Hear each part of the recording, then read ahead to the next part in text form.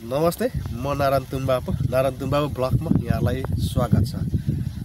विदेशमा अथवा युरोपमा कम्पनी अथवा वेयरहाउस कम्पनी चाहिँ कस्तो हुँदो रहेछ त्यो विदेशको वेयरहाउस कम्पनीहरू चाहिँ हामी हेर्नेछौँ र तपाईहरुलाई पनि देखाउनेछौँ। हामी आज चाहिँ यो कम्पनीको विषयमा बाहिरबाट हामी हेर्नेछौँ ल सबैजनाले। तपाईले देख्न सक्नुहुन्छ यो यताको चाहिँ बाहिरको भाग हो हैन। अनि यो अहिले हामी जति पनि छ यो यिनीहरु चाहिँ बाहिरको भएको यो देख्न सक्नुहुन्छ। यो कम्पनी हो। यो चाहिँ बाहिरको भागहरु देख्न सकिन्छ।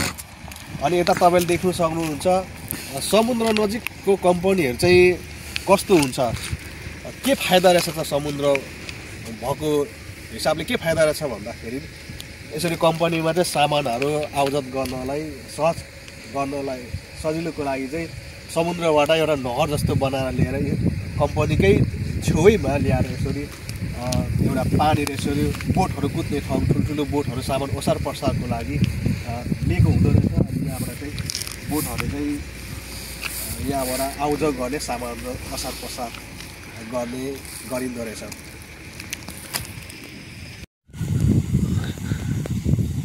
यो चाहिँ हामीले काम गर्दै आएको अहिले तेस्रो कम्पनी हो।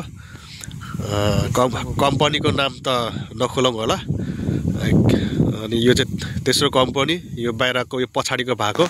हामी चाहिँ अहिले हाम्रो बसोबास चाहिँ अहिले यही एसीहरु भएकै रुममा छ हाम्रो बसोबास हैन। पहिला चाहिँ हामी प्राइभेट घरमा बस्थ्यौँ भने अहिले चाहिँ हामीलाई यही लिएर राखिएको छ। अनि यता देख्नुहुन्छ यो माथि डाँडा काँडा हेर्दाखेरि नि हिमाल जस्तो डाँडा काँडा राम्रो डाँडा काँडा देखिन्छ। हिउँले पुरिएर उख्रेको जस्तो डाँडा काँडा देख्न सकिन्छ। तर यो ठाउँमा चाहिँ अहिले चाहिँ यता चाहिँ हामी भएकोमा चाहिँ हिउँ पर्ने सिजन हो खासमा। तर हामी भएको देशमा चाहिँ हिउँ पर्ने सिजन हो। तर खासमा चाहिँ अहिले यहाँ हामी बसेको ठाउँमा चाहिँ हिउँ पर्दैन रहेछ। पुरानो साथीहरूले भनेअनुसार यो क्षेत्रमा चाहिँ हिउँ पर्दैन भन्ने कुरा छ। अनि अन्त चाहिँ हिउँ परिरहेछन्, यो क्षेत्रमा चाहिँ हिउँ परिरहेको छैनन्। अनि यो जति पनि यो माथि डाँडा देखेको चाहिँ यो नेचुरल डाँडै हो। यस्तै नै डाँडा नै रहेछ। यो हिउँले चाहिँ छोडिएको भाग जस्तो कतै हिउँ जस्तो देखिन्छ, तर होइन, यो चाहिँ नेचुरल डाँडा नै यस्तै नै यो चट्टान ढुङ्गा नै रहेछ यो देखिएको डाँडा चाहिँ। अनि यसरी वरिपरि डाँडाले घेरेको भागहरू छन् यो क्षेत्रमा, यसरी देख्न सकिन्छ। बिचमा चाहिँ समथल जग्गा र समुद्रको भागहरू छन् हैन। अनि यसरी यहाँ चाहिँ समुद्र भएको ठाउँ एरियाको कम्पनीहरुमा चाहिँ सहजको लागि सजिलोको लागि यसरी बोटहरु आउजाउको लागि समुद्रको पानी छेउैमा नजिकै लिएको हुँदो रहेछ। अनि यो देखेको चाहिँ यो बोट हो, रबरको बोट पनि हुँदो रहेछ। यो चाहिँ के को बोट हो, यो यहाँबाट चाहिँ सब्जी लाउने क्यारेट भयो अथवा सुन्तोला अथवा जे पनि लाउने क्यारेटहरू चाहिँ यहाँबाट गाडीले यहाँसम्म ल्याउने गर्दछ। त्यसपछि यहाँबाट बोटबाट चाहिँ उता लाने गर्दछ। यो यहाँ चाहिँ कस्तो हुन्छ भने यो देखेको पानी चाहिँ यहाँ मात्र होइन कि यहाँ जति पनि बगान छ त्यो बगानहरूमा चाहिँ अलिकति बगान र अलिकति फेरि छेउमा यसरी पानी खनेको, फेरि अलिकति बगान अलिकति छेउमा पानी के अरे लिएको हुँदो रहेछ। अनि त्यो बगानै मात्रै होइन, बिचबिचमा चाहिँ पानी चाहिँ यसो कुलो जस्तो नेपालमा हामीले पैनीहरू कुदाएको जस्तो बिचबिचमा त्यो चाहिँ सामान ओसार पसार गर्नलाई सजिलोको जस्तो लाग्यो मलाई। यसरी देख्न सकिन्छ। अनि यो चाहिँ जहाँसम्म मलाई लागेको अहिलेसम्म देखेको यो चाहिँ क्यारेटहरू लाने ल्याउने भयो। अनि उ त सानो मेसिन हो, हाते मेसिन, त्यसले चाहिँ ल्याउने लाने चढाउने गर्दछ। अनि यो देखेको भागहरू हामीले अहिले काम गर्दै गरेको कम्पनी हो।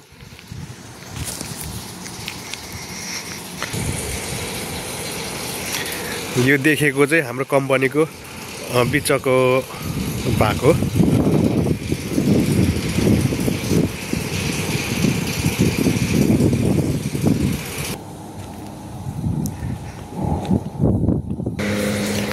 अहिले म यहाँ उभिएको ठाउँ चाहिँ यता अर्को भागतिर हो।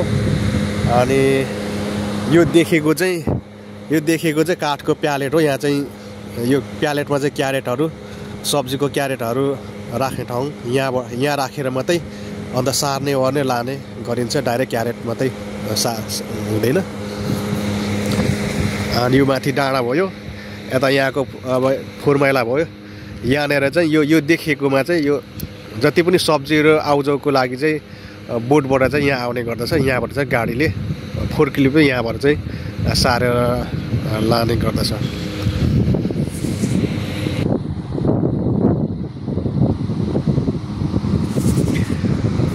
जति पनि सब्जीहरू भयो, सुन्तलाहरू चाहिँ जे पनि फलफुलहरू चाहिँ कुहिएको बिग्रिएको चाहिँ यतापट्टि निस्किन्छ। मिसिनले यता निकाल्छ। यहाँबाट चाहिँ फोर्कलिफ्टले टिफरमा अनलोड गरेर अन्त कहीँ लाग्दो रहेछ। ट्रक गाडी ठुल्ठुलो ट्रक गाडीहरूमा पनि आउँछ सामान आउनु त, तर यता खेतीभित्रबाट चाहिँ यसरी भित्रभित्र नै आउँदो रहेछ। यो के अरे बोटबाट नै। यो चाहिँ सामान ओसार पसार गर्ने ठाउँ बगानदेखि डाइरेक्ट सामान भित्र बगान खेतीबाट त्यहाँ आउँछ। त्यहाँबाट आएपछिको यहाँनिर ल्याउँछन्, फोर्कलिफ्टले यहाँ लाउँछन्। यहाँबाट यहाँ पानीले सफा गर्छन्, यहाँ जोखिन्छन्। यहाँबाट चाहिँ अर्को फोर्कलिफ्टले फेरि उता सार्ने गर्दछ। उहाँ चाहिँ काउन्टर हो, सामान कति आयो, कहाँ कहाँबाट के आयो भन्ने अफिस हो। यो चाहिँ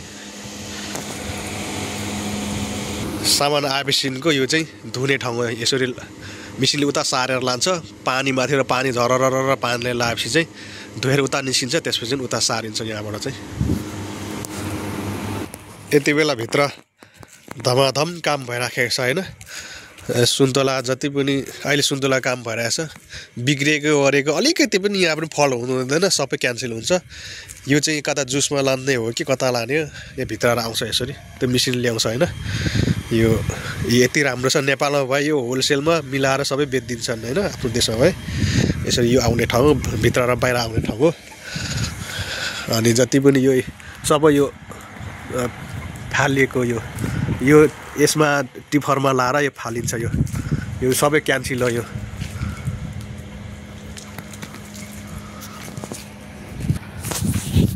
अब कुन भएको यो त यहाँ त त्यति खासै थाहा हुँदैन। अघि चाहिँ मैले उता पश्चिमतर्फबाट मैले देखाएको थिएँ।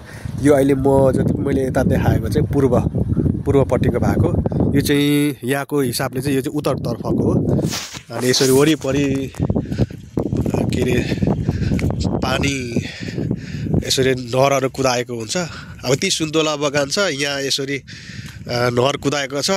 फेरि अलि उता पर त्यही बिचमा त्यसरी नै कुदाएको हुन्छ। यो चाहिँ कम्पनीको हो कि यो अब अर्कैको हो। यो चाहिँ सुन्तला बगान हो। टिपिसकेको अहिले हरियो छ। नेपालको जस्तो ठुल्ठुलो चाहिँ हुँदैन। पुरानो गाछहरू चाहिँ ठुल्ठुलो हुन्छ, होइन भने सानो सानो नै हुन्छ।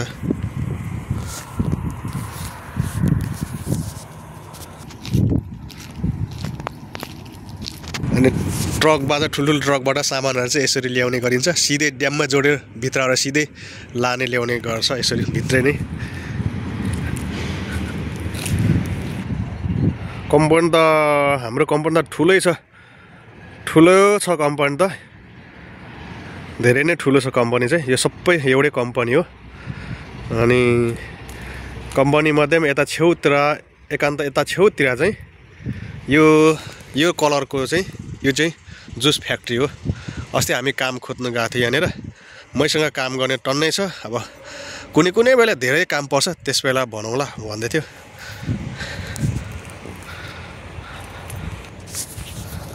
मैले चाहिँ यतातिर युरोप कन्ट्रीको कम्पनीको बाहिर किन मैले देखाएँ भन्दाखेरि हामीले चाहिँ भन्नै पर्दाखेरि हामीले अहिले डुलै राखेको छ क्या। कम्पनी चाहिँ एउटै कम्पनी हो, तर हामी यो आएको चाहिँ तेस्रो कम्पनी हो। जुन तल पहिला गर्दै गरेको ठाउँमा चाहिँ अहिले हिउँ परिराखेको छ। अहिले काम पनि खासै पाइराखेको छैन। जो पहाडी भाग, यो पहाडी हिल साइडमा हामी छौँ अहिले चाहिँ। तर हिल साइडमा चाहिँ यतातिर चाहिँ हिउँ पर्दैन रहेछ। राम्रो कुरा हो त्यो। तर काम धमाधम भित्र चलिराखेको छ। अनि मेरो नाम, मलाई र अर्को साथीहरूको ग्रुपलाई चाहिँ काम हिजोअस्ति आज 3 तारिक भइसक्यो अनि यो महिना मर्नु भन्दा अघिल्लो दिनै तिमीहरू अन्तै लाने हो, तिमीहरूको आजसम्म मात्रै काम हो भनिया छ। त्यही भएर फेरि हामी यहाँ फर्केर त आइँदैन होला। त्यही भएर यो कम्पनीको बाहिर अलिअलि जे जति सक्दो जानेको भिडियो कैद गरिराखौँ र सबैले हामी हेर्नेछौँ र पछि पनि हेर्नेछौँ। फेरि फर्केर आइँदैन अनि सम्झना बिर्सनाको लागि पनि हुन्छ भनेर चाहिँ मैले कैद गरेर तपाईँले पनि देखाउने कोसिस गरेँ। बोल्ने बानी पनि हराइसक्यो अहिले। अब भिडियोहरूमा ब्लगहरूमा प्राथमिकता दिनु सकिएको छैन कामले व्यस्तको कारणले गर्दा होइन। यहाँले कस्तो लाग्यो? यहाँबाट बिदा हुन चाहन्छु। सेवारो नमस्ते।